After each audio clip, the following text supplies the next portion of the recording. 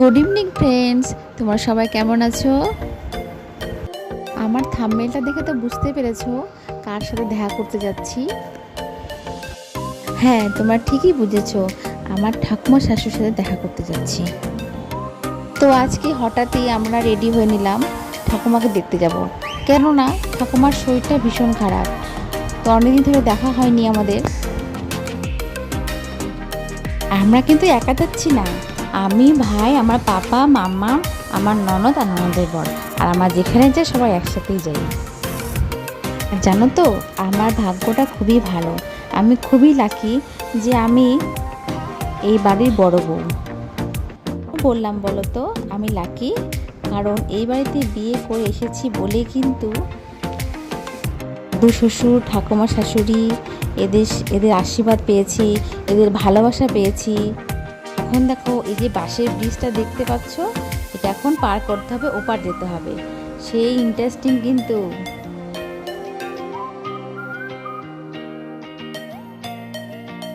আমরা সেই পাশের ব্রিজটি পার করে এসেছি। এবার দেখো কত চা বাগান, কি সুন্দর না, কি সুন্দর, মনে প্রকৃতির মধ্যে থেকে আমরা যাচ্ছি। জানো তো, এখানে কিন্তু মাঝে মাঝে হাতি বেরোয়। একটা কথা বলতেই ভুলে গেছি, আমি কিন্তু আমার কাকা শ্বশুরের বাড়িতেই যাচ্ছি, ওখানে আমার ঠাকুমা আছে। আর দেখেছো তো, ওরা কিন্তু আগে বেরিয়ে গেছে, মাম্মাম, আমার ভাই আর হচ্ছে পাপা আগে বেরিয়ে গেছে, আগে পৌঁছে গেছে ওরা। আমরা তো হাঁটতেই পারছি না ভালোভাবে।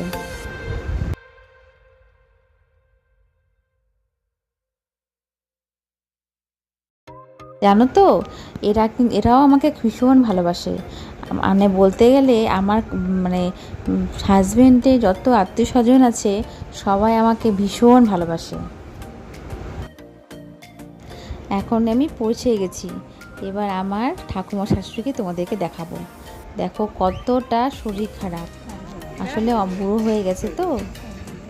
আর একটা কথা বলছি, এরা কিন্তু আমার ঠাকুমা শাশুড়ি, দাদু শাশুড়ি কোনো দিন একটা ওষুধ পর্যন্ত কিনে খায়নি, ওষুধ ছাড়া এরা বেঁচেছিল। দেখেছো আগের যুগের মানুষগুলো কতটা স্ট্রং। আর আমাদের তো উঠতে বসতেই ওষুধ লাগে। আর এই দেখো আমার পাপা প্রথম দেখেছে, কিন্তু আমার মানে প্রথম বলতে প্রথমেই বলা যায়, দেখেছে কিন্তু ওই আমার কাকা শ্বশুর আর কাকিমাকে কি সুন্দর কোলে আছে, আসলে রক্তের সম্পর্ক বলে কথা। আমাদের যেতে যেতে একটু লেট হয়ে গেছিলো, কেননা অনেকটা দেরি করে বেরোয়েছি, তো বাড়িতে আস্তে আস্তে সন্ধ্যা লেগে গেছিলো। তার মধ্যে মেঘলা মেঘলা দিন ছিল, হালকা হালকা বৃষ্টিও পড়ছিল। আর এদিকে দেখো তিন প্রজন্ম, এরা তিন ভাই, মানে এদের এখন মানে যুগটা শুরু হবে। মেঘলা মেঘলার কারণে আমরা বেশিক্ষণ ছিলাম না। আর এদিকে দেখো এটা আমার যা হবে, ও যে আমার পাপানের পায়ে একটু নোংরা লেগেছে বলে কি সুন্দর কোলে নিয়ে পা ধুয়ে দিচ্ছে, দেখেছো তো ফ্রেন্ডস। তো এইমাত্র বাড়িতে পৌঁছে গেছি, মানে চলে আসলাম বাড়িতে। তো আজকের মতো আমার ব্লগটা এখানেই। তো দেখলে আমার ঠাকুমা শাশুড়িকে, তো আমাকে খুবই ভালোবাসে। মানে আমি ভিডিও করছি বলে এটা না, বলে মিথ্যাটা বলছি না, ভীষণ ভালোবাসে। মানে আমাকে অনেকটা হেল্প করছে। আমার যখন দেবাংশ মানে আমার মানে পাপা যখন হয়েছিল, তখন কিন্তু আমার কাছে এসে ছিল, মানে